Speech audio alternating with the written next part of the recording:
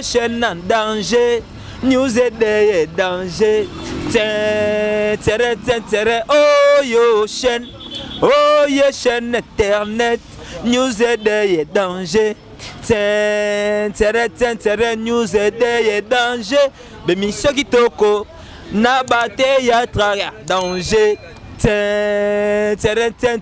Bas découverte en danger. Na fils Kabeya. Le préfet de la presse Azali Wana Christian Lé Kona caméra Tala Makambu Azako Salanga Ilelo Oh yo chaîne na YouTube News Day danger News Day c'est du taratakata ta atata tita ta bou bou bou bou bou. News Day officiel. Pour na koyoka information ya bien. News Day officiel. C'est bien mon karawakana na kata News Day. Pour mon information ya musique. Au mona ya journal, au mona nyonso tout, na kata News Day. News Day. Émission ya Fils Kabeya, esprit toujours. Balobi News Day international officiel. Balobi avec Fils Kabeya Ntsokoko officiel. News Day Borolanda makambu ya sport, Borolanda makambu nyonso tout. Borolanda makambu politique, Borolanda makambu musique, nyonso tout kitoko na kata News Day officiel. Balobi ba chaîne mususu za ba chaîne ya Ntsalisa. Siko yo News Day inde makambu. News Day ayoko pesa nkabanka, ayoko pesa makambu.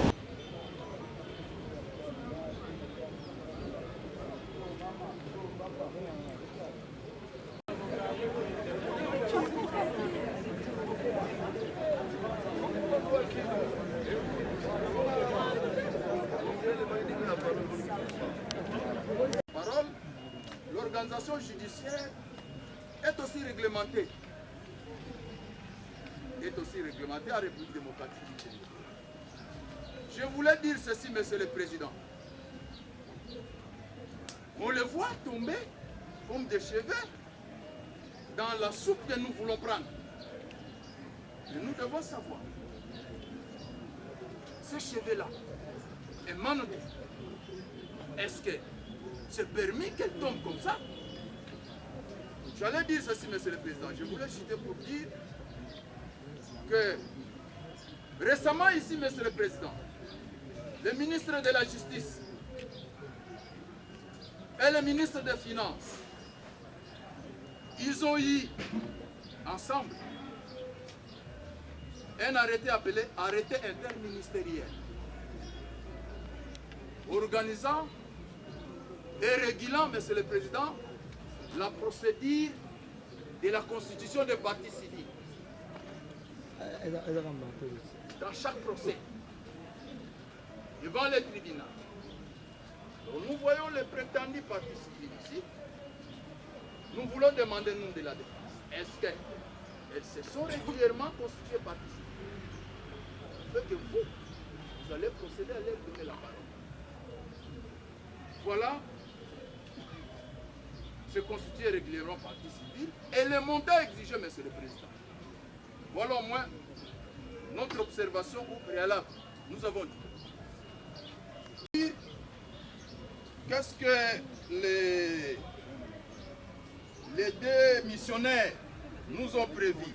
Ils ont dit ceci.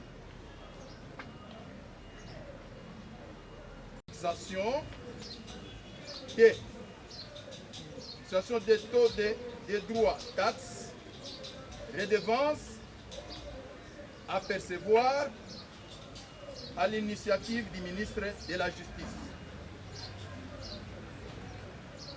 Monsieur le Président, ils ont donné ce que ils se sont référés aux lois et à la Constitution de la République. Dans leur article 1er, Monsieur le Président, ils ont arrêté ceci. Les taux de consignation des frais de justice prévus au point 13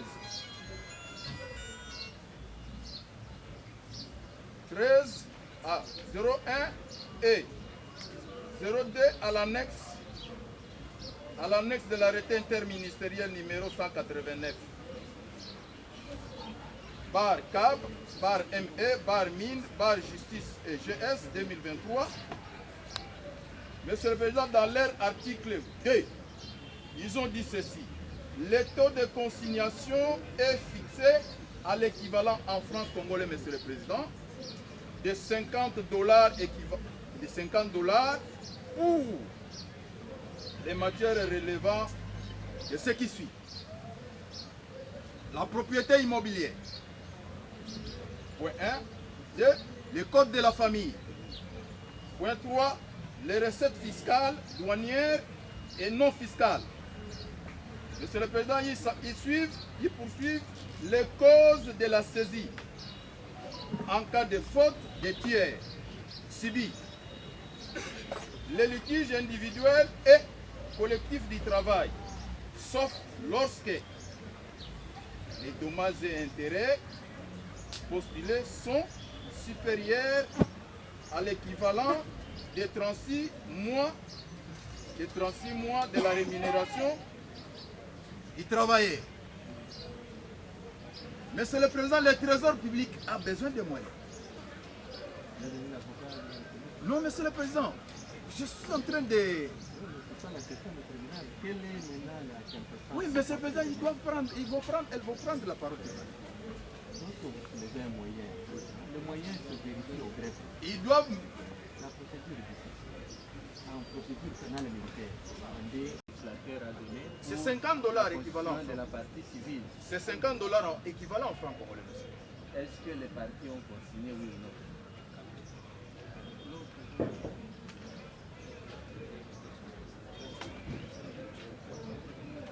Monsieur le greffier, que les partis se sont constitués partie civile en consignant le montant tel que les greffiers les a reçus.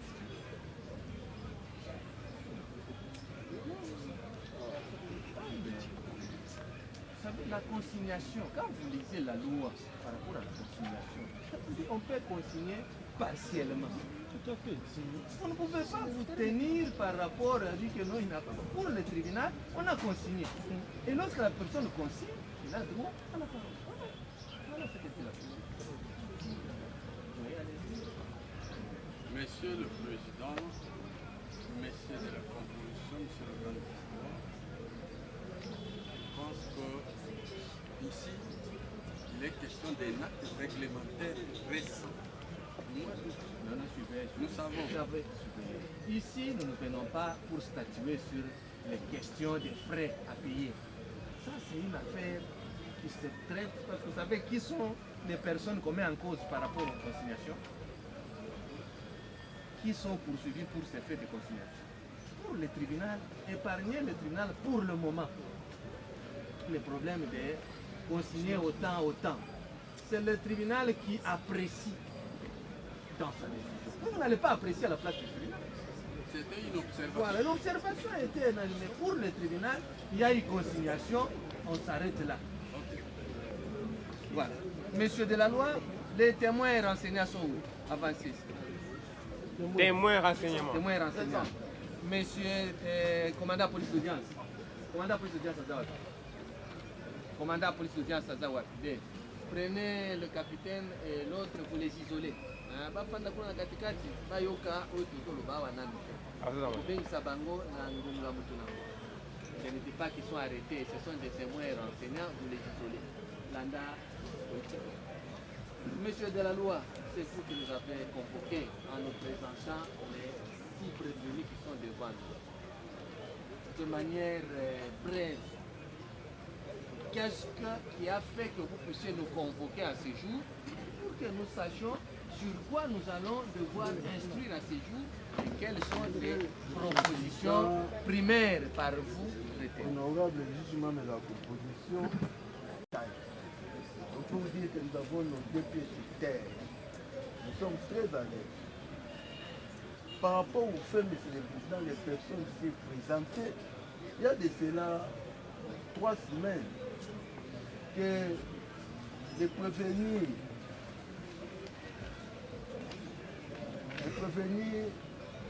Mampoula Limouala, Prince et Tati Kimbali Mukoko, accompagné de Petula Popo et Kabe Akaboumoutoufi, sont descendus au quartier 8 dans le site appelé Maraîchère pour morceler, parce que selon le document dont ils détiennent, ils sont propriétaires et ils ont le plein pouvoir de morceler, monsieur le président. Entre parenthèses, nous ne voulons pas savoir le contenu de l'indocument, mais au moins ils étaient portés les documents. Monsieur le président, se sentant dans l'insécurité pendant qu'ils faisaient leur morcellement,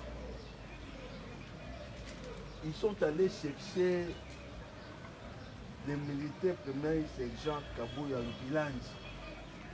Comme vous le savez, un militaire ne peut sécuriser que les chefs de l'État, sa famille, lorsqu'ils sont détachés là-bas à la garde républicaine. Mais pour les autres, les militaires ne sont appelés qu'à sécuriser leur chef. Vous le savez très bien que les militaires ne peuvent pas sécuriser les civils. Non, si les civils ont besoin d'un quelconque service en matière de sécurité, ils doivent recourir à l'unité de la police qui ont une mission constitutionnelle, c'est de protéger les personnes et leurs biens. Voilà quelques mots le pourquoi de notre présence, parce que la présence des militaires là, derrière derrière les civils, les chefs coutumiers, a dérangé la sécurité des forces armées. C'est pourquoi nous avions bien voulu qu'ils soient tous jugés en flagrance pour qu'ils nous disent comment les militaires sont arrivés là-bas et pourquoi. Vous savez, quand on parle de la flagrance, il vient du mot latin flagrant, de ce qui brille. L'armée n'est pas en sécurité, n'est pas en paix, parce que l'un de l'air est en train de faire les gardiennages. C'est inconcevable, monsieur le président. Voilà quelques mots de pourquoi de ces prévenus par devant vous, nous avons dit. Monsieur le président, au regard des faits tels que présentés, les 4 prévenus civils ici sont poursuivis pour incitation des militaires à commettre des actes contraires à la discipline et au devoir. Et les militaires lui-même est poursuivi pour violation des consignes. Violation des consignes, oui, monsieur le président, parce qu'il ne peut pas quand même se retrouver sans document derrière les civils en train de les sécuriser. Il est allé à l'encontre de sa mission constitutionnelle, monsieur le président. Et les chefs là, monsieur le président, ils n'ont pas aidé ces militaires. Ils savent très bien qu'un militaire, c'est un corps dépendant. Ils ne pouvaient pas recourir aux militaires tant que la police est là, monsieur le président. Nous avons dit. Merci, monsieur Delannoy, pour le public, mais pour le tribunal, nous découvrons les faits passés sans même la quintessence de la flagrance. Tout se découvre avec l'instruction. Le prévenu Botelema, tous les prévenus Botelema.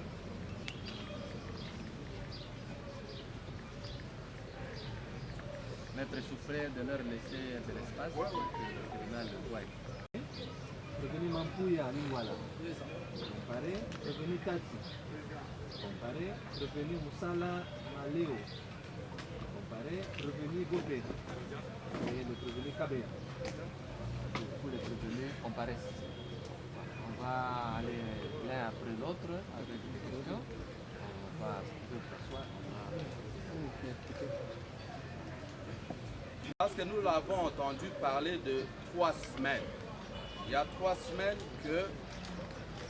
Alors, est-ce que le ministère public confirme ce qu'il a dit et qui a été acté par le greffier et entendu par la défense? Parce que tout partira de là. J'ai dit. Monsieur le Président, nous disions qu'il y a de cela 3 semaines que les prévenus sont sur le terrain. Mais les faits, ils ont été, ces militaires ainsi que les autres ont été trouvés en flagrance en date du 21 mai. Et le 21 où ils ont été tous trouvés sur le terrain août. Oui, monsieur. Et c'est pour votre information, c'était lors de la ça, le ministre de la Justice accompagné de l'unité générale des forces armées et sa suite. Le premier président de la haute cour. Notre question de taille, Monsieur le Président, si le ministère public peut dire avec exactitude la date de la commission des faits ainsi que la source d'où il tire cette information qu'il y a de cela 3 semaines. C'est très important, monsieur. Vous avez la question posée par vos confrères avait sa raison d'être. Nous sommes en flagrance. Quelle est la date qui va nous amener? Nous amener dans autre chose. Restons dans ce qui est. Depuis que ça, il est maillot auditorat. Ça, la canne à Gombe. Ukangamaki wapi mkolonini na ngongani. Là, il le dit la plus d'appel.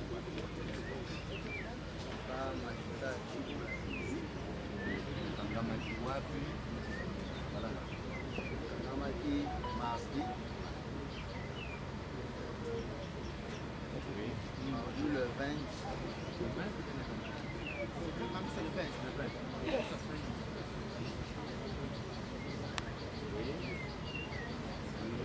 Mardi 20. Na place où on va donner la quartier 8. Quartier 8, Maherni. À la couleur à 11h. Nani akangaki huko? Tokangana ezaki vitesse derrière Madi.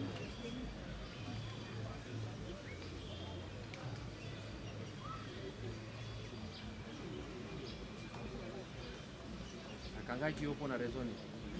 Et puis na quartier 8 yo bande kusala nini na air wana ya 11.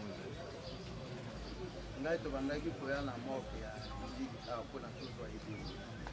Nde ntango tokoni na entrée ya quartier 1 pasteur Élysée ayebisi nga nabengi déjà mobile na ngai ayeba mobile na babenga kende mata moto avancé liboso wana tokoba biso na 8 okomona ya wana te osa 1000 francs moto tozwa ebele na moko ya civil toyekina na kamo donc na mati moto nakomi wana natelemi namoni mpe nasalaki apreme 5 à 10 minutes nakapele na telefone me namoni moto ali ndayebisi ngai tuna kote ya nzela ekoti na site po bachef coutume bakotaka wana baolakisa yo okutana na mobile na ngai aza wana na chef coutume nasi nayebiseki oza soda olati teni oza na motu okitanga na okita na moi mpe bato ebele bamona moni vitesse derrière ekosalie mamoko nayebisa yo ozokende wapi nde nabise naye kozwa mbongo mopato ozokende nango moko ata yoyebi te bakonzi baza koto ebele abi nayebi te nayeka kozwa mbongo ndayebisi nga longola munduki na longoli munduki na kingo abi longola chargeur na longoli abi simba chargeur nozwa munduki esaka na ngai na pesier apres alobi na ngai ozwa na baonete pesa na pesier ndayebisi nga etelema wana ntango topelemi apres alobi tokei nde tobaluki toke tokoti na motuka na ye toketi na biro na ye ye atienga liboso ya inspecteur mpona compare.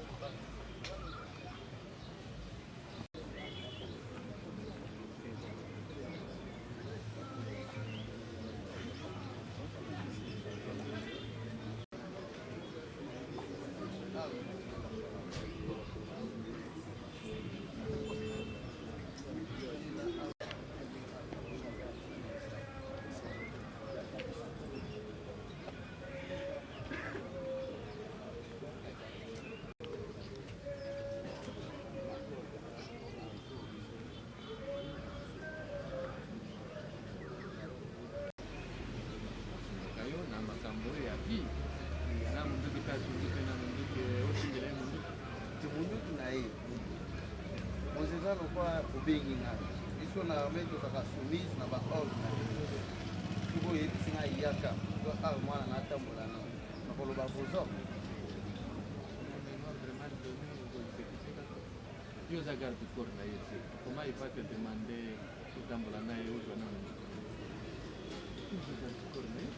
toi tu es un élément, tu es au niveau auditorat de garnison, tu es dans quelle compagnie, quelle équipe et qui est ton commandant détachement, qui est les gradés d'élite.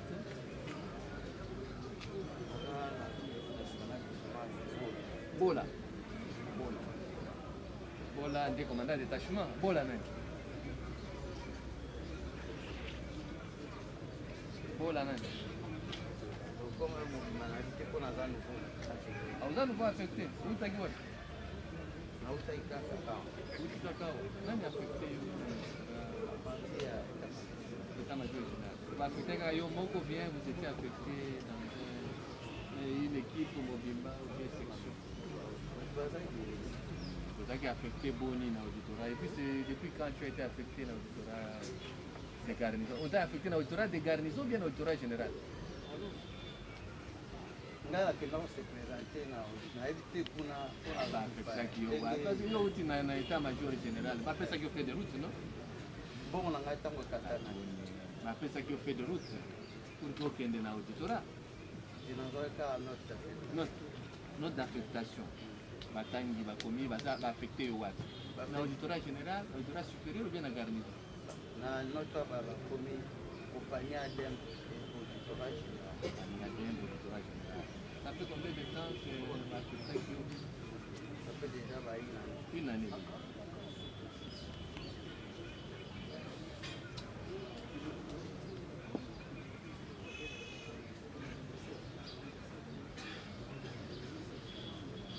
La disposition, il y a auditorat général, mais va affecter la garnison.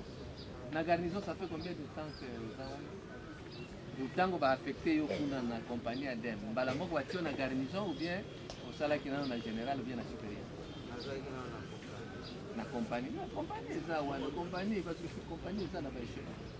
Donc na compagnie wana batia ki na disposition ya garnison ou bien batia na disposition ya supérieur bien bozo sala parce que le pas l'auditorat général ndingi za ya ba porte.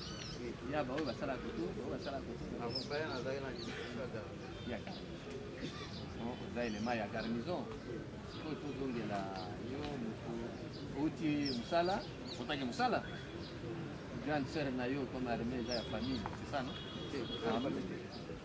yo oza soda grande sœur na yo abengi mwana mai yaka zwa lata teni olati teni yaza chef na ngai abengi yaka okende kotika nga mama leki na biso akufi nazwa corps na ye nayokotia na mort militaire mpo batie na mort civile kuna awa na kabokolo na olanda facilité ya makambo mosusu ekoyeta facile eka mpe nayeki bakompagnie tokoverifie na komanda compagnie soki ya solo ozaki autorisé ya kokende na magistrat parce que avant que okende il faut quand même commander la compagnie azala informé que tel élément aza na service tel bien que d'après yo ozaki na repos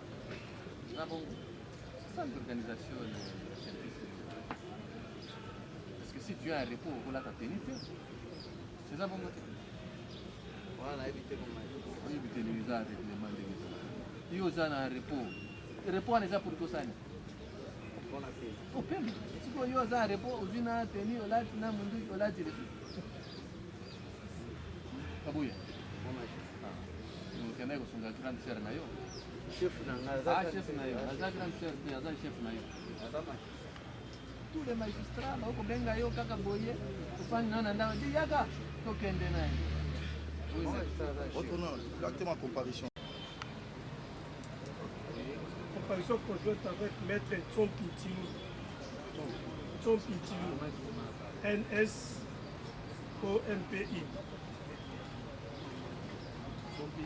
Tiloulou. NS aussi. Même Baro. Non, non. Baro de Kinshasa.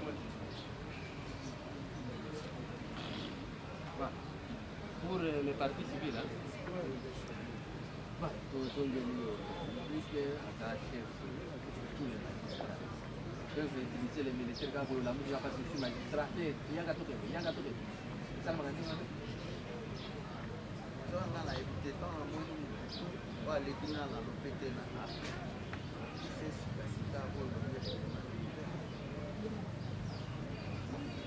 Il faut qu'en face, il y a un terre supérieur.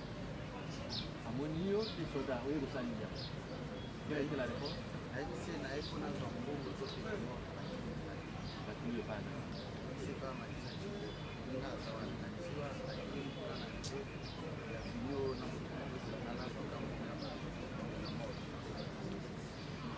Oyo epana yo kende uzambongo yebi ete ngana yebi ete ayebisanga kaka yo kende ye soki amoni yo oyeba yo koma ayebise deja akindi soda ala akangi yo officier supérieur akangi yo quel a été motif akangi elaki yo nde na explike ye apres ayebisa longola chargeur na yo elongo comme d'habitude ndenge tosala ayebizwa arme na yo zamese pesaka ali mo simba chargeur longola bayonet pese akesi aka abanoso sonda isa nde tomanini yo nga mpe nayebaki akangi na po toso ya akinga oza na telefone okina aza na telefone siko moto bozaki na yo atindi yo na komoni abimisi telefone mpona binga nda yo moko esanga na te na kabine na ye kuna ayebisa mpanda wana te acenga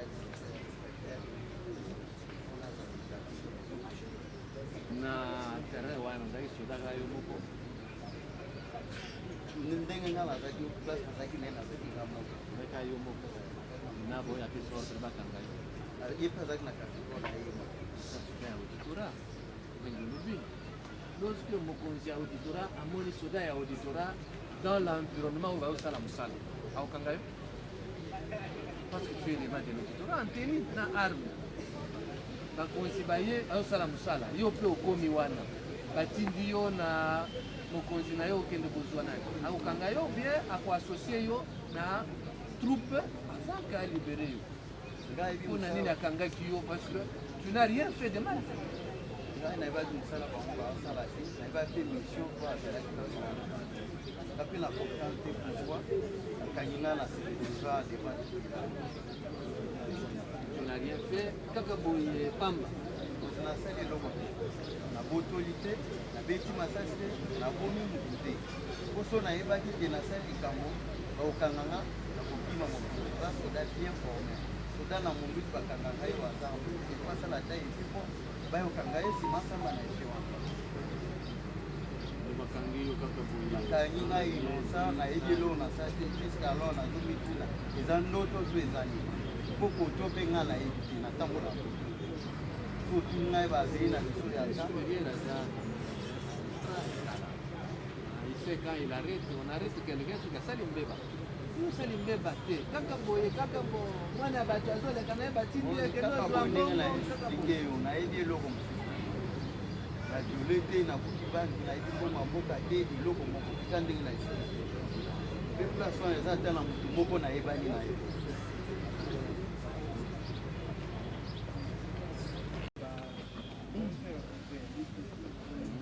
na akangaki yo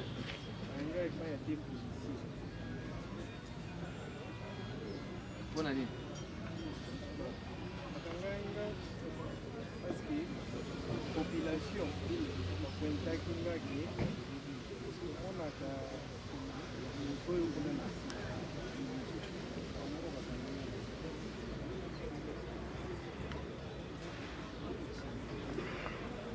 Bamona kayo na site wana.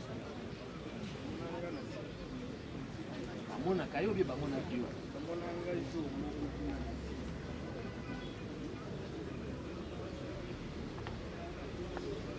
Confirmer que a solo pero na site wana. Juro moko. Ko yope okwei kaka na parce que ministre aleka kiona nde bakangi yope. Du yo police nde kanga kiyo. Bakangi yo baere nini? Ba 11. Vers 11h12.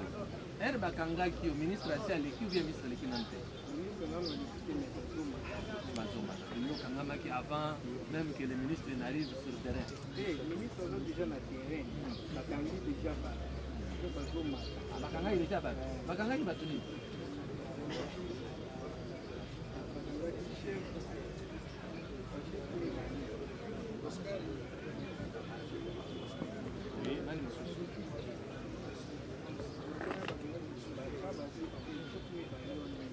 Bango mi bale pa.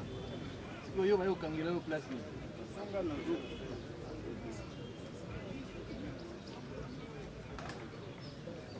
Bango bazo yo kate.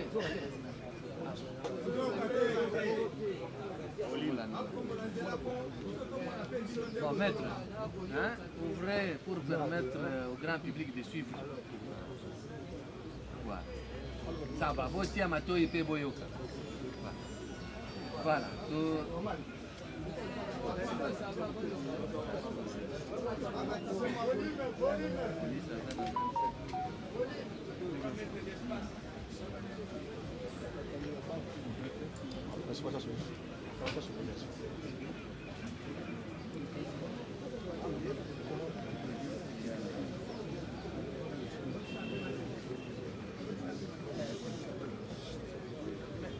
Commandant police d'audience,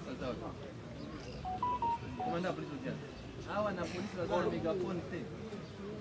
Tout n'a pas ya commandant si vous avez un mégaphone.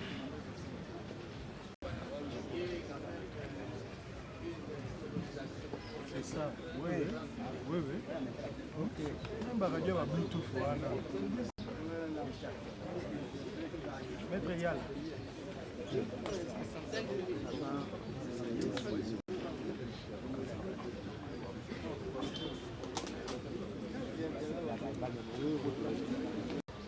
namonaki mpe nani inspecteur Bope, avocate Diane, architecte Eric esili na papa kombo na ye ezo échappe nga Papa nini? Papa wana kombo na nani? Musala. Il y avait Musala, Eric, architecte Eric. Eric comment on est? Azali Pes? Ah, c'est lui le renseignant. Donc, Musala, maître Diane, Azali Pes, Kangamaki.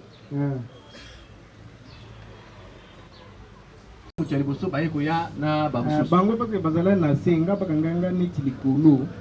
Bango siko kolakisaka population ntango alakisi kaka ye mpe tomonaki ye jour moko kuna na site bana moko bakanginga nameki kotuna bango bokangeli nga nini par rapport à appareil d'enregistrement.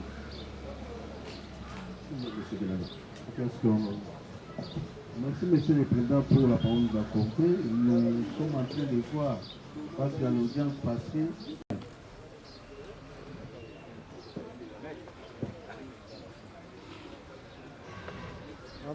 Monsieur le greffier, la comparution du prévenu Mampouya. Villageois à Kisasa. Tango Toyoki, ministre Azokita na terrain.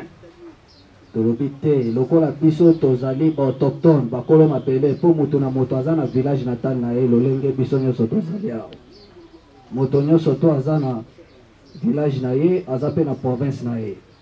Alors, lokola tomonaki ministre Azokita kuna, biso topusanaki pembe na ye po totalisa ye mikanda oyo biso tozali ba droit na isika wana.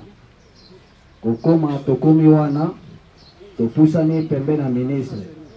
To expliquer ye alingi koyoka biso te alobi ke no bokende na auditorat bokende lakisa mikanda na bino. Bon, lokola azali mokonzi na biso nyonso tosalaki makelele te tobi toyoki yo tokende kasi auditorat tokoma kuna ono bozala wana yango toza kaka wana. Wana nakoyeba te lokola naza liboso ya banzuzi nde bakoyebisanga oyo nazali. Uti kolanda ministère public tango apesaki mwa résumé moke alobi ke bino bozo utiliser soda ciment parce que ndenge olobi oza na mikanda il fallait exécuter. Eza jugement bande ko exécuter ou ezaki nini? Tozo exécuter loko te po tozalaka déjà wana tozalaka deja na ba jugement na biso. Oza na jugement. Oui. Sikoyo po nini ministre akoti na domaine na bino apesi pe ordre bakanga yo. Wana nakoyeba te yende akoyeba tina nini apesaki ordre bakanga ngai. En dehors ya kokende okutana na ministre libanda ya événement mingi kozaki na événement mosusu na ndako ou bien na kati ya mosala. Tango biso tozalaki na ndako na bureau na biso toyoki balobi ministre azoya na mabele na terrain bamama bilanga basangani. Bon lokola ministre azoya kuna biso toza ba autochtone toza ba villageois ya Kisasa ndenge mutu nyonso tu azalaka na village na ye ndenge mutu nyonso azalaka na province na ye. Yango lokola tozalaki na droit oyo ezali tolobi te il faut topusana pembeni na mokonzi totalisa ye mikanda oyo biso toza nango po acomprendre oyo biso tozali. Yango topusani pembeni na ye topresente badocument. Tozalaki na maître Carle tozalaki na Diane maître Diane apesi kaka abono bokende na auditorat bokende présenter mikanda kokende auditorat depuis tokenda kino lelo toza kaka na auditorat. Est-ce que na mukolo wana ezaki mukolo ni bakanga hivi? Ezaki mardi. Oui. Tango bakangi yo mardi. Moi si na yo ozaki na rendez-vous dans les parages et c'était pour quel événement? Fallait moi si na yo. Est-ce que moi si na benga kio ke na tindeli yo mutu akutana na yo? Bon, moi si na ngai abengaki nga na téléphone. Abengaki nga na telefone mbongo matanga falaki natinda mbongo matanga. Otindaki? Oui, nabengaki nayebisaki atinda moto po napesa mbongo matanga. Moto yango oyebi ye akomaki bomonanaki be omonanaki te? Natikaki mpe komona ye te nasololi mpe na ye te natikaki komona ye te nayebi mpe ye te.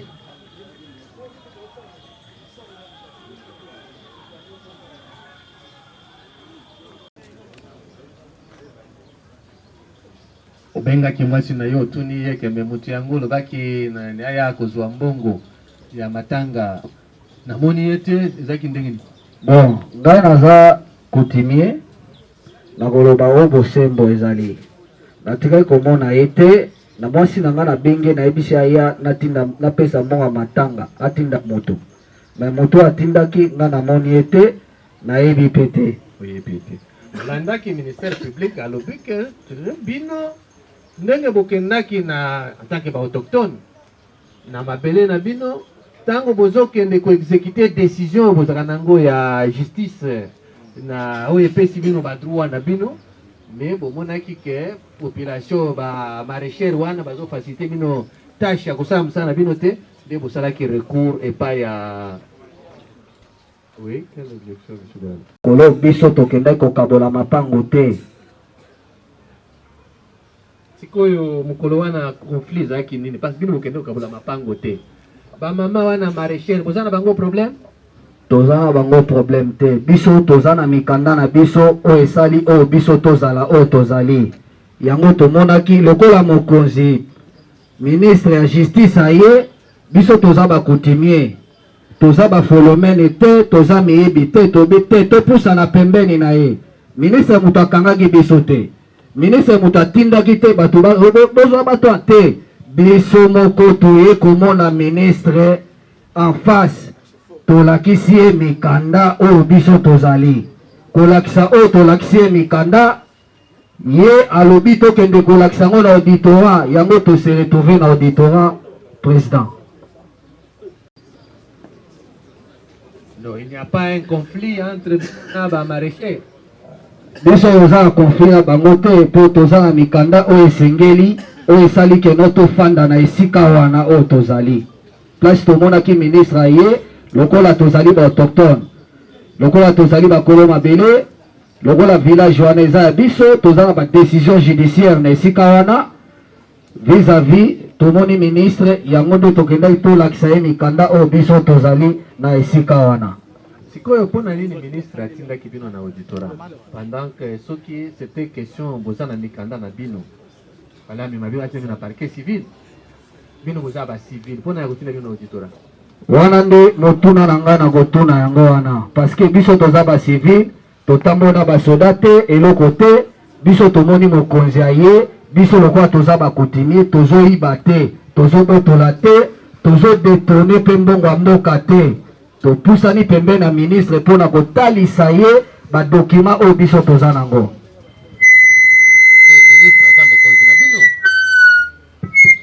Ministre aza mokonzi na bino boke bolakisi ye mikanda na bino bokendaki na ndenge ya mpona nini bosengaki audience epa ya ministre te parce que ministre asali descente na ayaki pamba te ministre mission na ye koya wana ezalaki mpona nini wana eza mabele na biso tokoki kokima te soki mopaya ye esika oyo ezali ya biso toza na badécision judiciaire nango tokopusana pembeni oyo ye azali ope soki azali mokonzi tokopusana totalisa ye mikanda oyo biso toza nango. Monsieur le Président, pour la parole nous accorder, est-ce que le ministre peut arrêter, Monsieur le Président? C'est que nous pouvons vous rappeler que ces prévenus ont quand même les droits à la réponse par rapport à toutes les questions que votre tribunal leur pose. Donc, dans les cas sous examen, c'est que les prévenus sont en train de vous dire, c'est juste les moyens de défense. Les moyens de défense, ils ont été trouvés la main dans les sacs, Monsieur le Président. Les chefs coutumiers encadrés par un militaire. Tout à l'heure, là, ce militaire vous a dit que l'auditeur supérieur lui a posé la question Yozo au bombé boyenengeni. Ozo bombé boyenengeni. Je vous dis, ce n'est pas une personne ordinaire, Monsieur le Président. Ils ont vu, le ministre n'a rien fait. Mais c'est l'auditeur supérieur, maître de l'action publique, quand il a constaté comment un élément des forces armées est en train d'encadrer les chefs coutumiers comme ça. C'est ça ce qui a dérangé. Ce n'est même pas le problème de la parcelle, moins encore de la concession, la site, tout ça. Non. Le problème est qu'un élément des forces armées muni d'une arme en train de sécuriser les civils, ça a dépassé l'entendement de l'autorité. C'est quoi le problème, Monsieur le Président? Là où votre tribunal sera édifié par rapport à tout ce qu'on est en train de vous dire. Les témoins passeront ici. Il y a même des images, Monsieur le Président.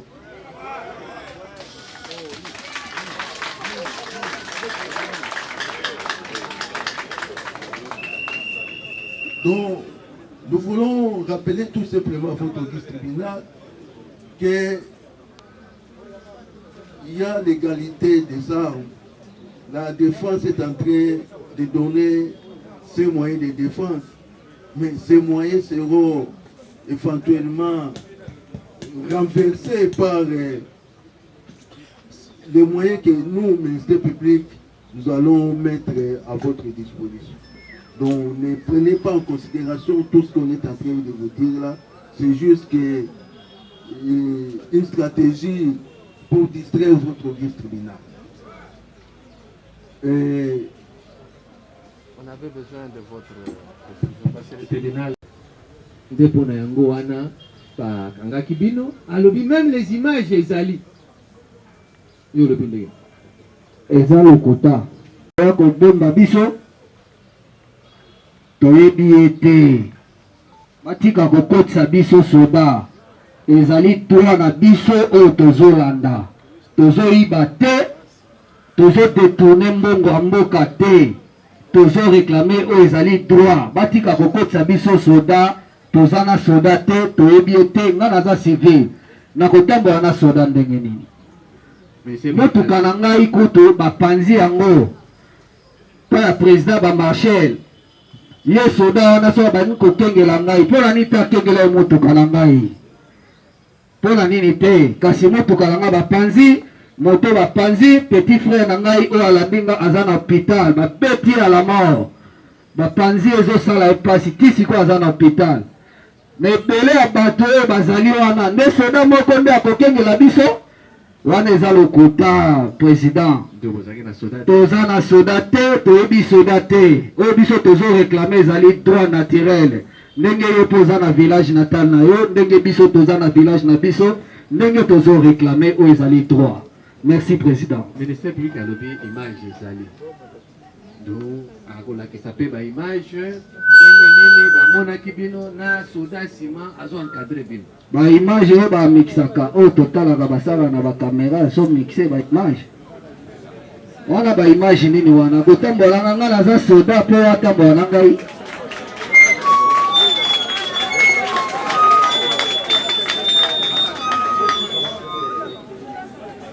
Ministère public a lobby ba témoin bazali. Baoyo parce que yo lobby que ba betaki leki na yo aza na hôpital ba buki mutuka na yo eza droit na yo ya kufunda. Koki ba betaki ye mutuka ba bebisaki parquet civil ezali kufunda batu oyo basalaki biloko wana eza droit na yo. Awa biso tozosambisa yo na ndenge bapresentaki yo na makambo oyo tozotuna. Oyoki? Boy. Voilà, do droit na yo ya biloko mosusu oyo babebisaki eza droit na yo okufunda parquet kolati. Boy président. Voilà, tozongeli olobi yo oyebi soda te, otambola okotambola na soda te, d'ailleurs soda moko akoprotéger bino te, nde omona ta soda oyo te. Eza bongo ndenge na lobi soda oyo nayebi ye te. Aza pe na telefone. Toza na ba service ba réseau ezali bazwa ta telefone batala soki ata numero na nga to kombo to conversation nga na ye. Na eza mutu nini ayebisaki ngai te ayebisi nga tindi moto azoya kozwa mbongo ya matanga. Adekriraki yo mutu wana te ayebisi ngai eloko te.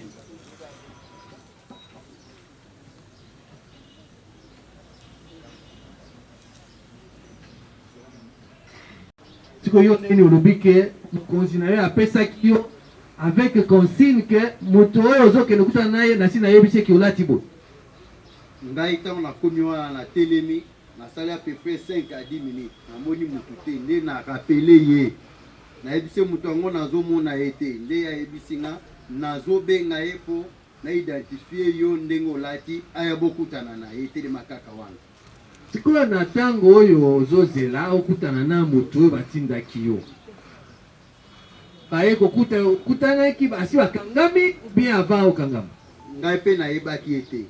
Ngai ntango namoni bato ebele bazoya na direction gauche ya place na telemi ndenge mpe nalobi napusana kopusana napusani nde na kutani na auditeur supérieur azoya komata nde na se retrouve ti na kangama. Oyoki auditeur alobi ke ya même des images ndenge elakisi ke ozalaki ozo encadré coutumier na msala na bango na munduki na yo yo olobi ndenge na image ezali. Mon président, ça fait déjà 15 ans de service. Naza na expérience ebele na mosala oyo balakisa ngai image nakobatela civil te nayebi mission na ngai. Oyebi mission na yo? Nayebi mission na ngai. Donc batelaka ba civil te? Nakobatela civil te. Bakonzi na yo eloko balobi babokeli yo lokuta? Nayebi yango te balakisa ngai image. Balakisa yo image. Mpo na etamboli na ngai naza sportif natambolaka kaka ya kovimba en plus ke naleka na formation commando. Commando azaka teketeke te, commando aza pampam.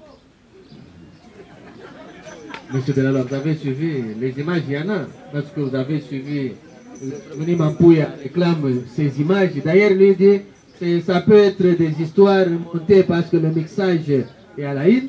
Prévenu Kabouya dit il est prêt. Voilà que ça y est l'image. Oui, Monsieur le Président, les images, il y en a, Monsieur le Président. L'un des caméramens qui a été même enregistré devant votre guise tribunal en dispose, Monsieur le Président.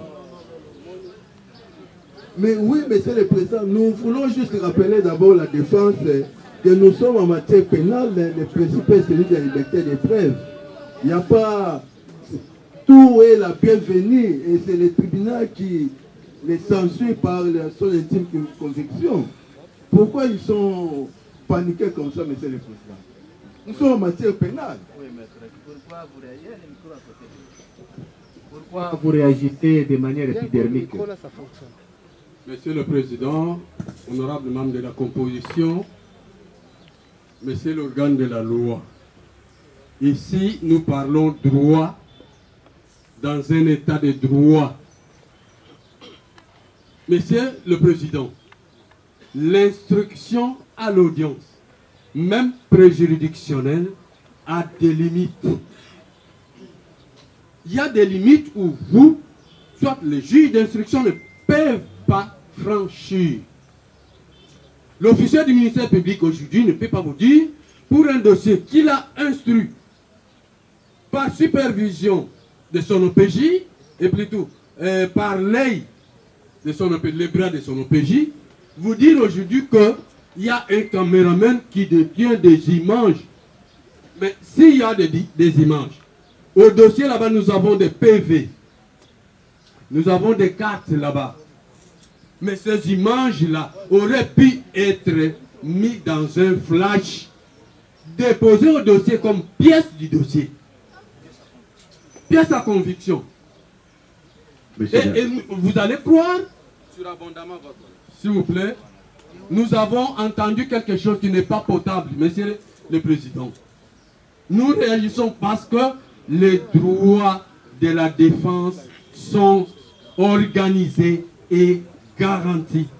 Tel est l'esprit du législateur et du souverain primaire à l'article 19. On n'a violé aucun droit de... Oui, mais lorsque on amène, s'il vous plaît, nous avons encore la parole. Parce qu'il ne faut pas brandir le droit de la défense là où ça ne demande même pas de l'appeler. Parce qu'on ne peut pas appeler le droit de la défense là où il n'est pas la bienvenue. Vous avez sollicité la parole pour réagir par rapport à l'argumentaire du ministère public. Voilà, réagissez par rapport à l'argumentaire. Vous avez compris? Nous, par rapport à notre réaction, cette pièce-là, ou ces images-là, qui ne sont pas cotées parmi les pièces du dossier, nous allons les réfuter. Parce qu'il dit qu'il y a ces images gardées par un caméraman. Nous ne savons pas de quelle origine il est. Il viendra avec quelle image pour prouver et mettre en difficulté votre guide tribunal. Nous avons dit. Il ne faut pas. Vous savez, certains termes, quand vous les utilisez mal. Dire mettre le tribunal en difficulté. Non, il faut nous épargner certains propos. Vous savez, oui, prenez le micro et puis on va vous. Votre honneur, honoré membre de la composition, merci beaucoup pour cette parole que nous accordons et nous qualifions en or. L'organe de la loi est partie poursuivante dans cette affaire ici. Votre honneur, nous sommes en matière pénale. En matière pénale, il n'y a pas de tantôt. Tantôt, ça se trouve là-bas, tantôt. Non, nous sommes en matière pénale, votre honneur. Vous constaterez que le ministère public cherche les béquilles. Et en ces termes, votre honneur, honoré membre de la composition, il vous dit, par devers votre guise de tribunal, que les images se trouveraient entre les mains d'un caméraman. Votre honneur, nous sommes en matière pénale. Quand bien même, nous disons que la preuve est libre. Mais cette façon de faire les choses, nous avons dit votre honneur. Dernier intervenant pour que le question. Merci, Monsieur le Président. Ne veut pas dire qu'on va accorder la parole à l'infini. Soyez quand même organisés. Merci, Monsieur le Président, de nous avoir estradé la parole. Monsieur le Président, nous sommes en matière pénale. En matière pénale, c'est la vie ou la liberté des gens comme nous qui sont en danger. Monsieur le Président, le ministère public, d'abord, il a son renseignant et aux arrêts. Il vient encore avec un caméraman du ministère public. Monsieur le Président, vous n'allez pas tenir compte de tous les éléments que le ministère public va vous développer à ce stade.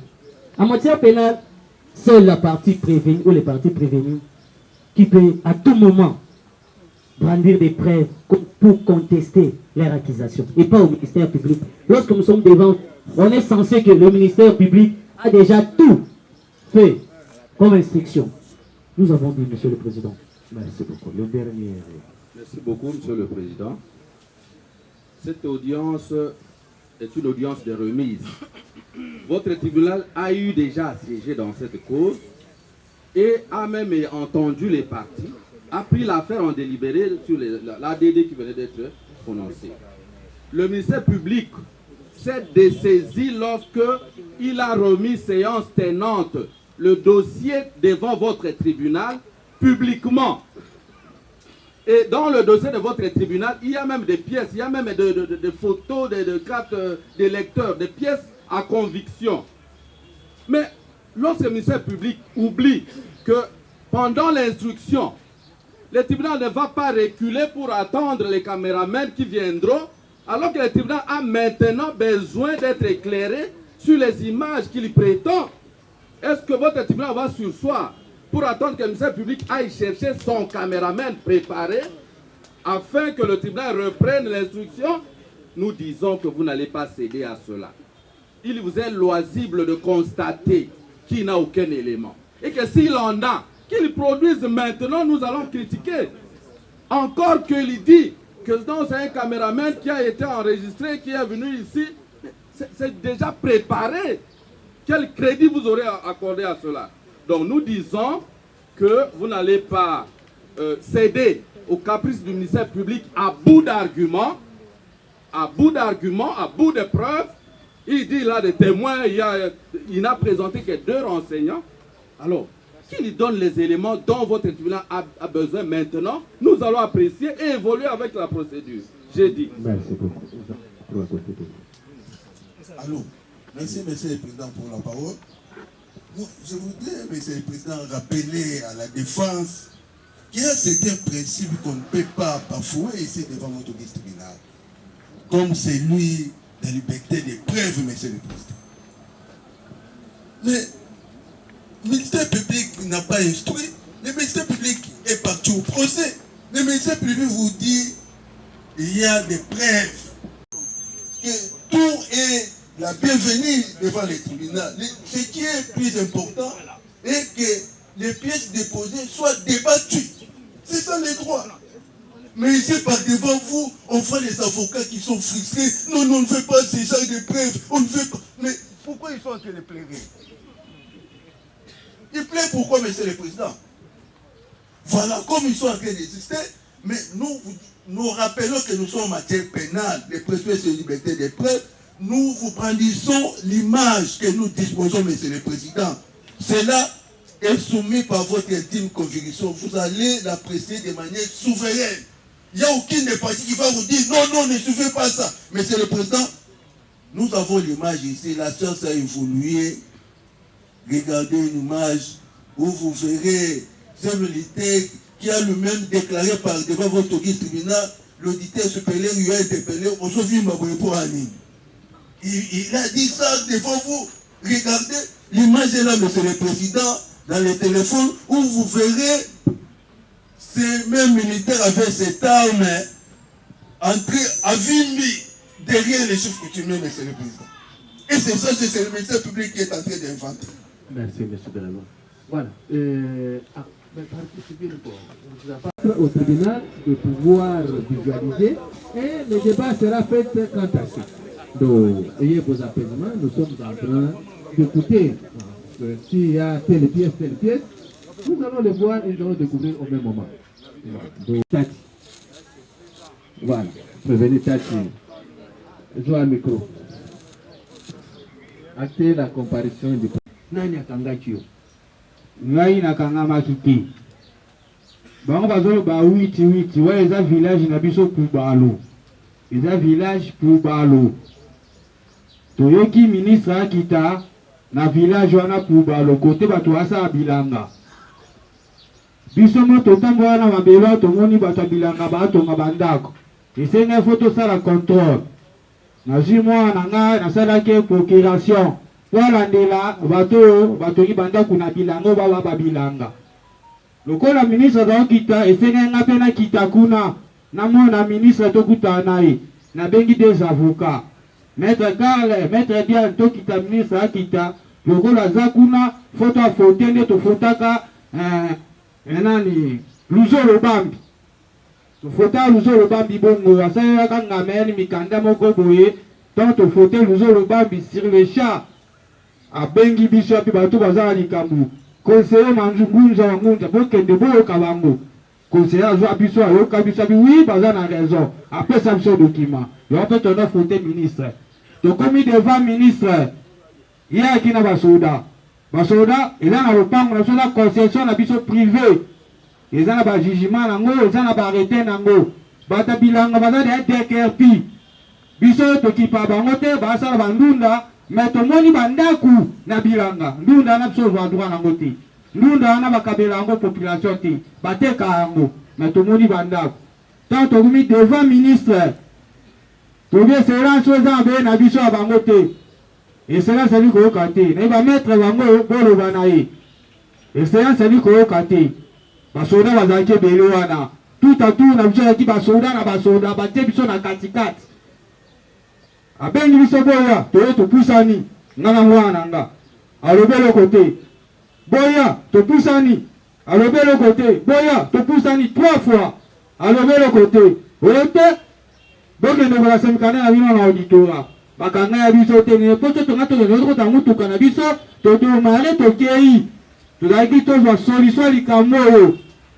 po oyo ya te kango oyo asala te tozwa solution devant ministre yango wana toyaki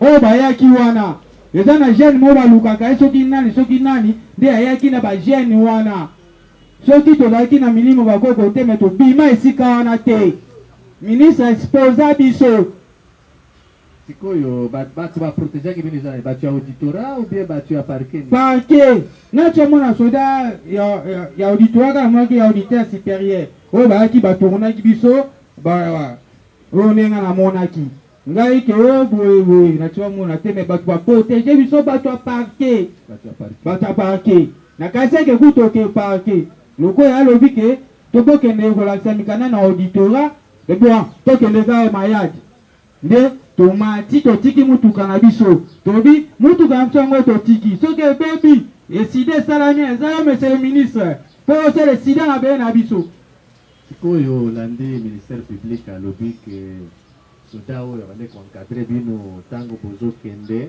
mpona koreklame badroit na bino oke kosala daye ministère public alobi ke ezalaki déjà une semaine eleka bamonaki bino déjà na mabele wana olandi géomètre alobi bakangi ye parce bamona ye na mabele wana soda nga kutu nayebi ye te soda ayebi nga kutu te nga nakitaki na maître Carle azali awa na Diane nga aza wana bakoko na nga oyo natambwana bona soda kuta makasi naozala soda ni so aza besoin soda naozwa réquisition naozwa ni toyebi procédure so aza na besoin soda naotambwana soda pwani biso toyaki kofote ministre toyaki te toyebi ke ministre oya toyema soda pwani toyebi ke ministre akoya toyemema soda pwani toye na soda te toyaki biso moko toye maître Carle azali awa Diane azali awa sikoyo bato ya parke oyo baprotejaki bino bango baye kosala nini sika wana bayekaki ministre nanga justice azoya te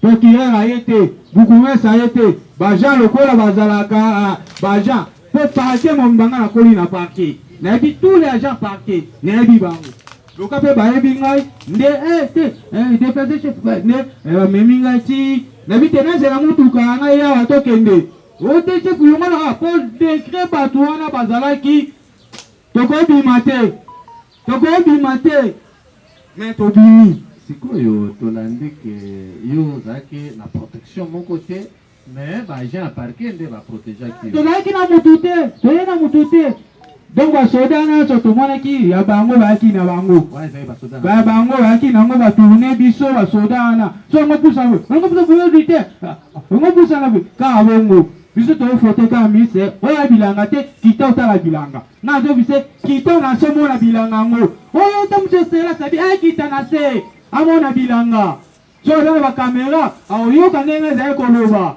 olandi ministère public alobi aza meme na baimage ministère public ministère public alobi na baimage ezali mwana alakisi na telefone na ye me tolobi te ati yango kitoko pour que bato nyonso bamona alobi ke soda oyo azalaki na abombe na mastore na ye asimbi na position ya koencadre yo olobi nde neti nga nayebi ete ye nga nayebi ekutu te okade nga nani ye nga nayebi ete nayebi ata moke te amona ngai te lenzuka mbala liboso amonaka ndenge tokende na auditora na nzela yayaki mpe tosutu tomoka moto na auditora bakangi neti ye nayebi ete ye nayebi ete na oyo renseignement nayebi ete oyo nayebi ete nabika mwana nga nabika mwana nga ngai nayeki mpo na mwana nga oyebi ata na mosala te nayebi te na papa leki na nga nayaki na ye oyo papa leki na biso papa leki na biso propre oyo ayebi mabele wana nyonso oyo papa leki na biso bope te papa leki na biso yeyo papa leki na biso yeyo ayo mosala mais bope aza agent ya wapi inspecteur ya territorial ezo yo mpe omikutaki kuna ndenge ozali na mission pesa ye micro mpe toyoka ye Monsieur le Président, oui, je peux m'accorder la parole. Donc, ordre de mission engagé dans un dossier. Dans un dossier. Dans un dossier. Officiellement. Avec une mission officielle signée par l'inspecteur général de la territoriale. Quelle mission? Donc, d'enquêter des actes posés par les autorités administratives. Les autorités administratives de Banane. Bon. C'est ce qu'ils étaient écrits dans leur mission. Moussala? Non, mais c'est Bopé. Ah, Bopé. Bopé, tout là, Popo. Oui, oui. Voilà. C'est la comparaison de prévenir Bopé, tout là. Bopé. Et que j'en gagne non, c'est ma Bopé. De la mission. Non, bah, vous faites ça, il a tout les mitounas, répondre à la mitouna. C'était pour 10 jours. 10 jours. L'ordre de mission date de quand? C'était du 12. Oui. Oui, du 12? Oui. 12 août. Oui. Jusqu'à quelle date? Jusqu'au 22 août. Jusqu'au 22 août. Depuis 12 août au 22 août. Mission Zaki Nini? Enquêter si les tu étais en mission. Non, tu étais en mission parce que tant qu'on m'appelle sur mission, tu connais la mission. Je vous ai dit, je vous ai répondu. Répondez. Répondez aux questions, Salah. Oui, mais c'est c'est moi qui pose les questions. Quand je pose la question, tu dois répondre aux questions. Oui, est-ce qu'on se comprend? Merci beaucoup. Voilà. Donc, Papier, si tu étais en mission, tu connais la mission. La mission, on appelle ça que mission de faire quoi? Enquêter. Oui, enquêter sur quoi? Les actes posés. Oui. Par les autorités administratives.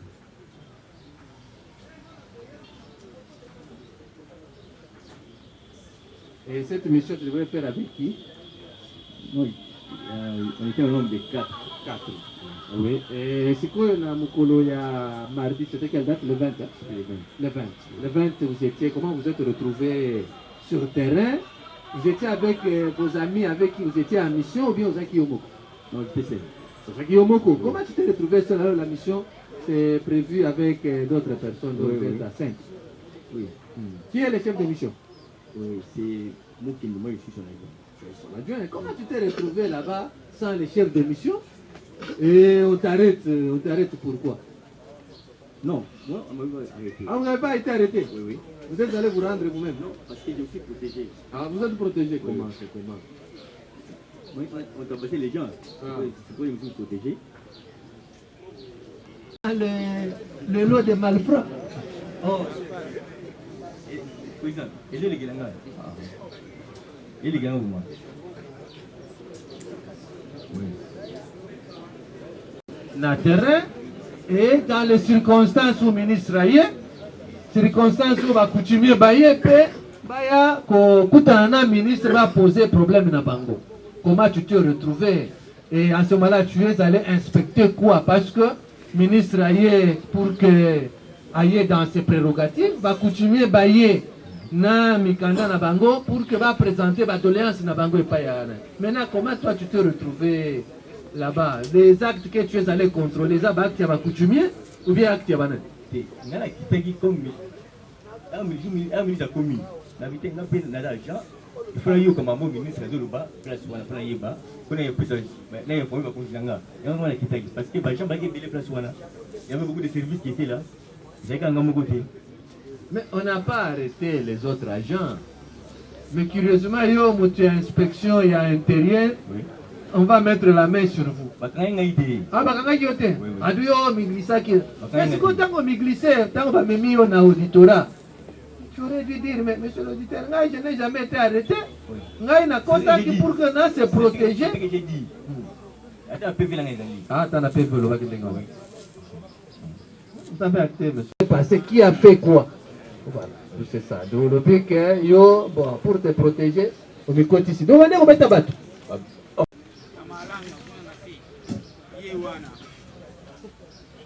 Donc, c'est-à-dire, bah, tu vas quand même. Non, mais il y a des précis, bah, tu vas à l'hôpital, il y a où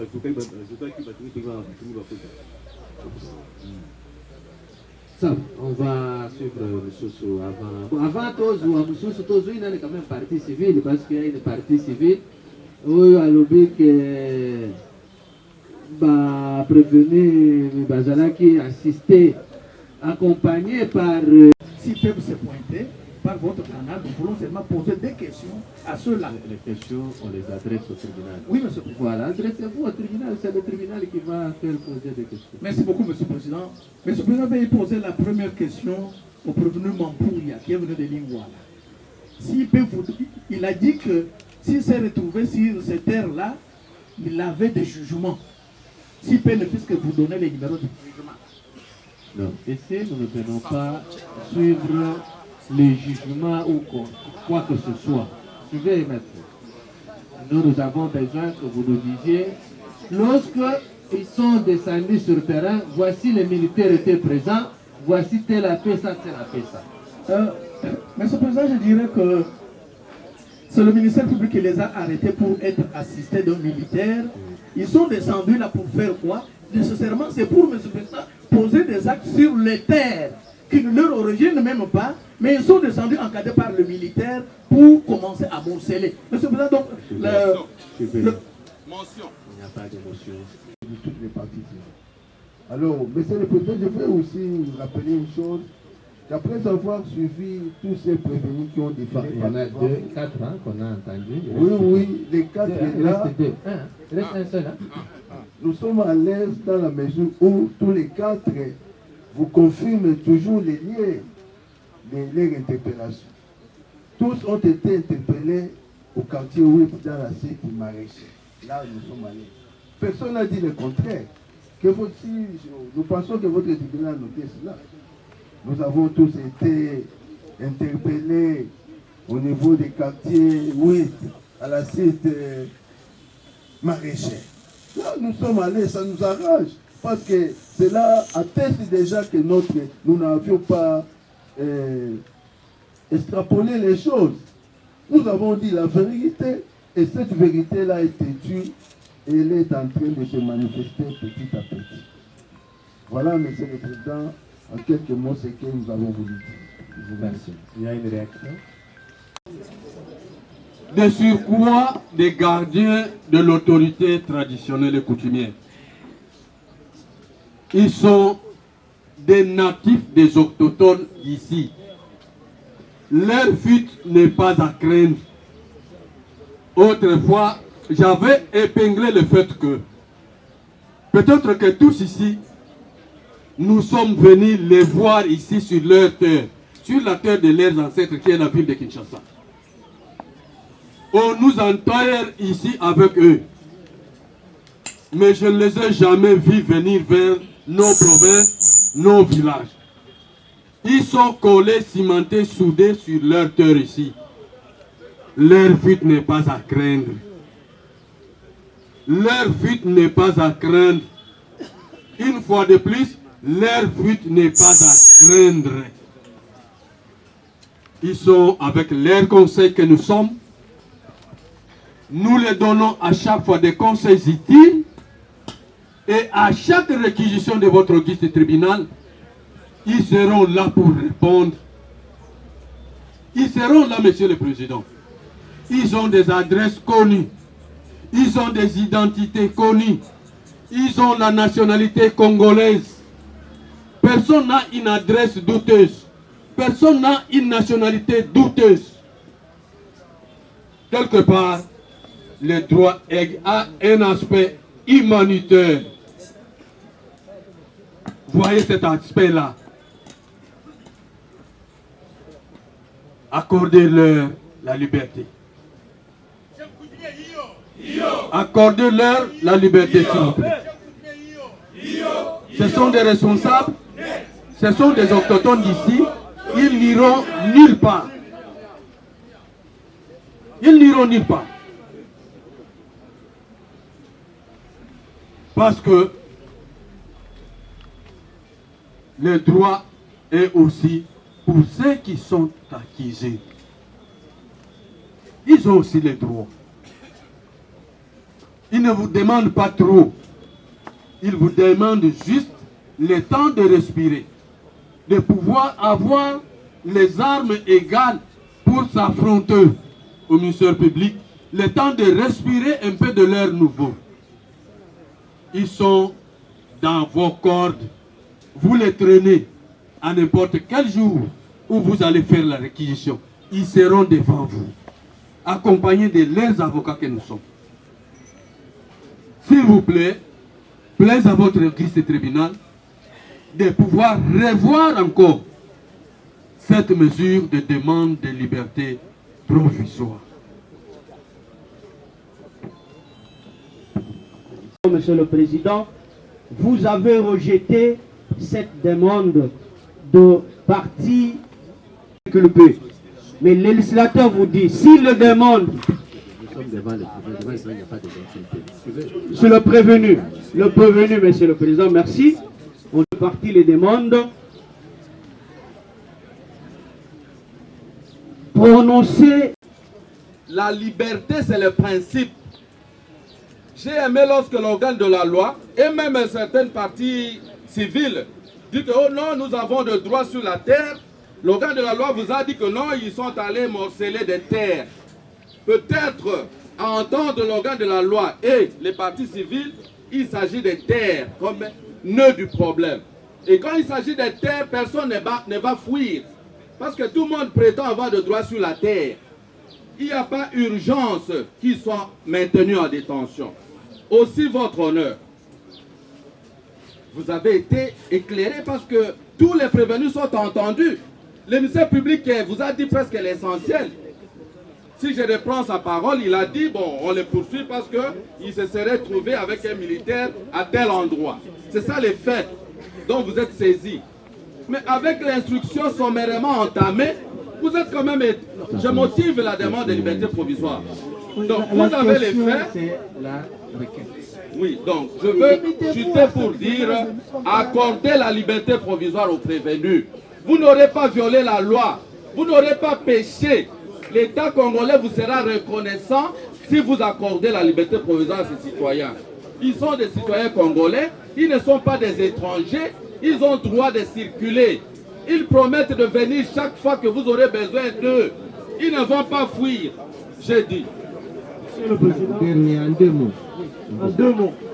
Monsieur le Président, nous avons déposé sur la table du tribunal, dans le même ordre d'idée que mes prédécesseurs, mes estimés confrères, je voudrais également insister sur le fait qu'il y a un fonctionnaire de l'État et au cadre de l'administration publique, un inspecteur du ministère de l'Intérieur qui est en détention, à pleine mission, avec un ordre de mission qui va d'une date certaine à une date certaine.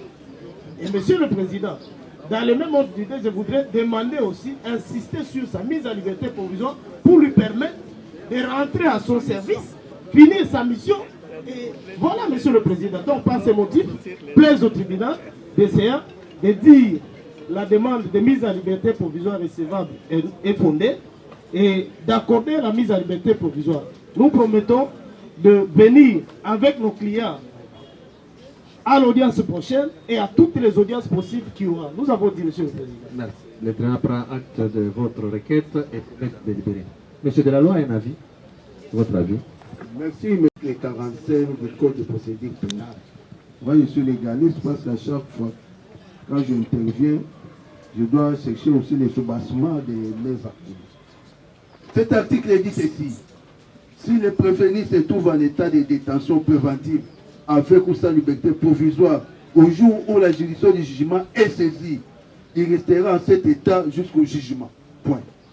Monsieur le Président, si on vous a laissé entendre ici qu'ils sont les chefs coutumiers et il y a des problèmes de terre, ils ne peuvent pas quitter, je vous dis, Monsieur le Président, si votre tribunal ose leur accorder la liberté provisoire, il faut renoncer même de leur statut de chef.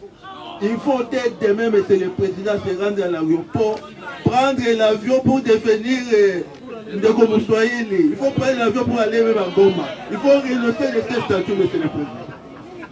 Autrement dit, ils vont fuir, ils vont se soustraire, ils ont peur. Ils doivent purifier, Monsieur le Président. Ils sentent déjà la douleur de Ndolo. Ils commencent à les sentir là à l'auditorat. Ils se disent, hey, le monde ici c'est comme ça. C'est la paix, Monsieur le Président. Donc nous vous demandons tout simplement de rejeter les demandes et de maintenir en détention jusqu'au jugement définitif. Nous avons dit. Le tribunal prend acte. Tous nous venons d'entendre l'avis du ministère public peut ordonner la liberté provisoire. Mais j'en passe parce que mes estimés confrères ont pu démontrer les conditions qui peuvent vous conduire à ordonner la liberté provisoire. Mais j'ajoute, tels qu'ils sont là, par devant votre auguste tribunal, ils vous promettent, ils vous garantissent de ne pas enfreindre la loi quant à la matière. Accorder la liberté provisoire à leur faveur,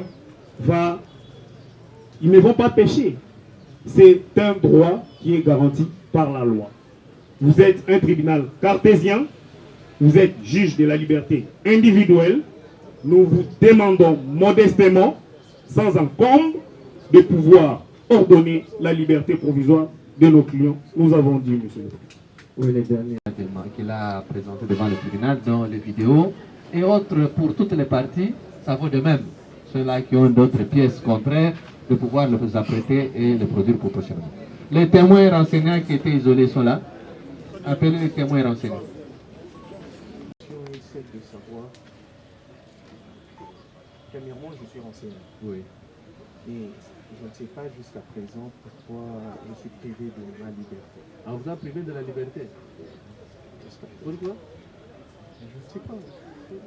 Je suis entre vous-même. Monsieur de la loi, le renseignant est privé de la liberté? Monsieur le Président, oui. Oui, parce que le laisser aujourd'hui, il ne va pas vous rendre la tâche facile. C'est pourquoi nous avons décidé de le maintenir en détention. Et il va recouvrir la liberté après sa détention. Maintenant, s'il est renseignant, pourquoi il sera en détention? Soit il est prévenu. Il est venu dans cet état. Il y a un repos qui a été fait. Vous savez, le corps il faut qu'il aille réagir. Le rapport est entré au cabinet de l'auditeur. Nous attendons que cela sorte avant qu'on puisse. Parce que la décision est déjà prise par le magistrat instructeur, mais la décision est faite. Suivez, monsieur de la loi, suivez. La loi est la loi.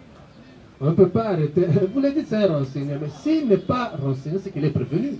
Soit vous donnez son statut, son vrai statut. Mais parce que quand il se présente, c'est une préoccupation qui vient de poser devant le tribunal. Donc, c'est à vous de déterminer son statut. Nous allons, je vous ai dit tantôt, monsieur le président, que le rapport est entré au cabinet de l'auditeur. Certainement, ce soir en rentrant, je vais voir ce rapport-là, il sera déjà sorti et c'est à ce moment-là qu'on va procéder à sa liberté. On ne libère pas comme ça, c'est les chefs qui libèrent. J'ai fait les rapports, le chef va donner son point de vue, après on libère. Mais il faut éviter de tomber dans l'arbitraire, parce que lorsque vous présentez quelqu'un comme renseignant, il ne peut pas se retrouver privé de la liberté, à moins qu'il y ait un autre dossier que vous le poursuivez, ça au moins. Nous permettre d'évoluer davantage. Au besoin, nous allons entendre toutes les parties civiles maintenant sur leurs préoccupations. Nous allons aussi répondre par rapport à la requête des prévenus et ce serait toujours le même vendredi. Voilà, nous renvoyons de manière contradictoirement à l'égard de toutes les parties. Le mandat pour l'audience, plus rien n'étant, l'audience de ce jour est renvoyée au vendredi. Ce serait quelle date? Ce serait le 30, hein? Voilà, le 30. À 9h, les parties respectez quand même l'heure d'arrivée pour nous permettre, au plus tard 9h30, que nous puissions commencer l'audience.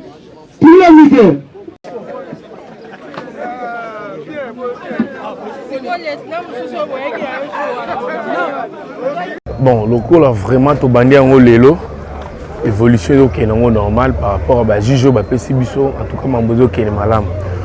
Et le cours yo na ko senga juste na ba maraîchère ezali kambo ya moto moroté baya to sangana to za la manse to bandé ni pona ko bundela mabele na biso. Donc ndenge procès qui est qui est déjà normal. Bon, jusqu'à preuve du contraire, en tout cas, défaut exaté. Défaut exaté, je crois qu'on a un juge, Oyo, qui est vraiment comme il faut. Nandenge évolution à l'élo, nandenge juge à même en tout cas, tout le monde qui est normal. Donc, il n'y a pas de problème. Donc, il y a vraiment un procédure normal. Bon, l'impression que l'élo, namoni, jugement les kanango bien, mais sous kalango kangana lingi, ba condamné bango. Ezate ke batika bango lobby lisusu po bazonga ba ko menacer biso bazali batu oyo bawela mabele mabele yango bazowela ka bateka mapangu basala boye mais biso tozobokola milimo ebele donc batingisa biso te batika biso na bele na biso tosala musana biso ndenge toyebeli. Maman, pour le ministre, il y a qui visiter le terrain, place pour ça. On a pour le ministre. Merci, on a passé. Eleki. Pour ezali des années, tokanga bateau te. Bayela biso ba soda ba beti ne toza perdre la vie moko. To mona biso ya mbali akufa na sekomaf. Si lelo eza impunité, donc biso toza besoin ba condamner bato wana na bato bakufa kana tango wana.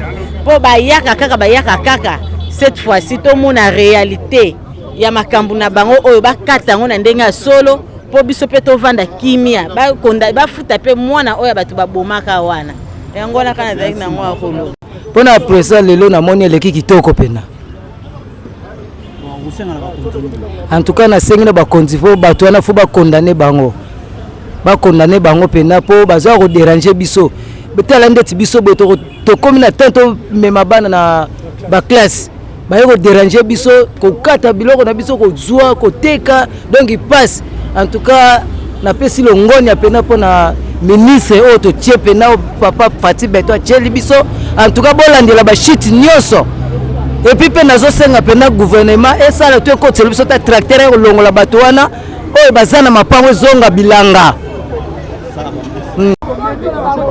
Bonjour, monsieur le journaliste.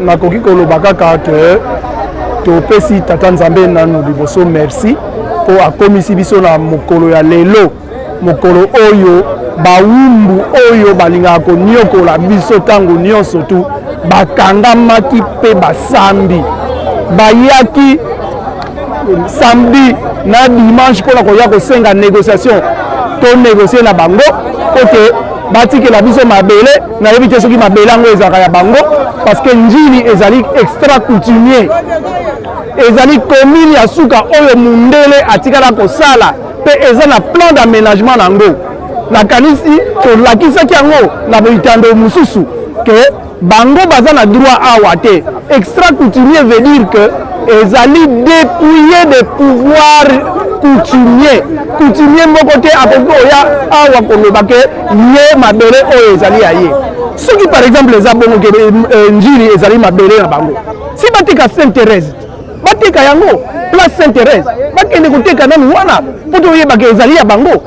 Comment ils peuvent venir nous inquiéter koya ndenge tozoloba boye bandeko na biso mosusu baza na ndolo baza na ndolo kuna bakangaki bango bazosala bilanga bazolona ndunda nayebi te soki par exemple na mboka na biso ezali mabe to infraction po te mutu alona biloko oyo ezali kolesa population mobimba.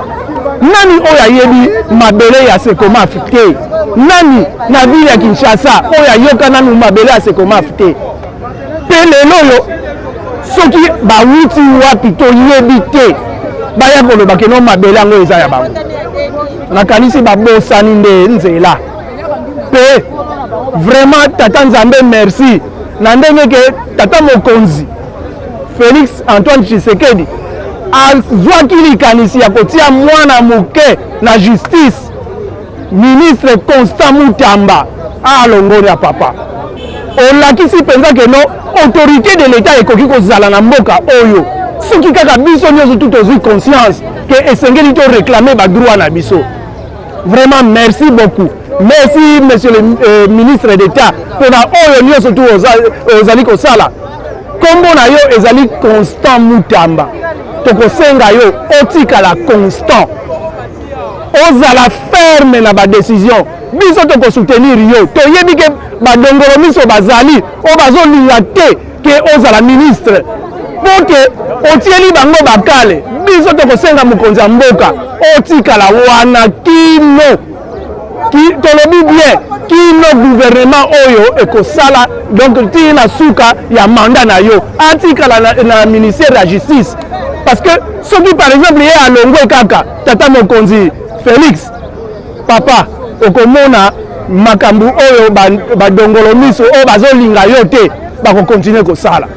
Vraiment merci beaucoup monsieur le journaliste na ndenge opesi biso libaku oyo po s'exprimer na kanisi état de droit oyo mokonzi ya mboka aloba pe oyo Nkondo Etienne Tshisekedi abandaki koloba toujours que état de droit ebandi nde lelo leo njoleo neto moni penza ke état de droit eye. Merci beaucoup mokonzi ya mboka na ndenge opolaki ministre Constant Mutamba. Bonjour.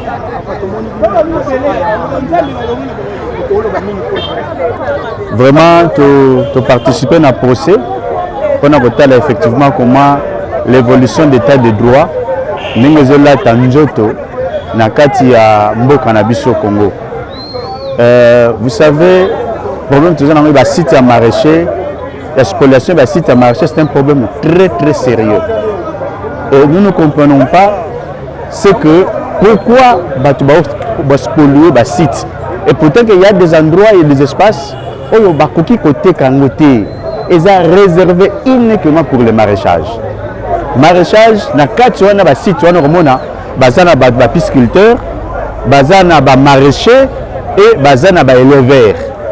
Et na kati nango comprendre que basala ba engager batu basala kakuna.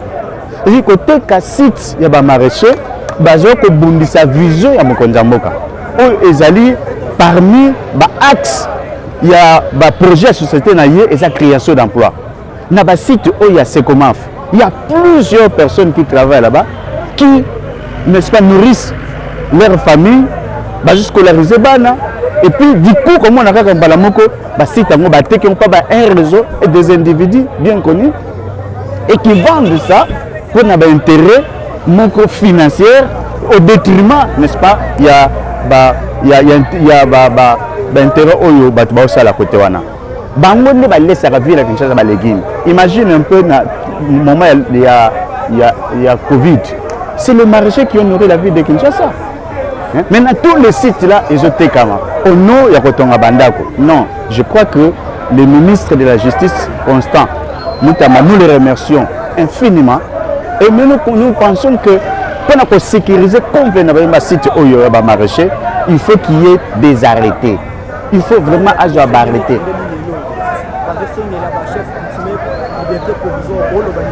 Non, le chef coutumier ne jamais que la liberté provisoire.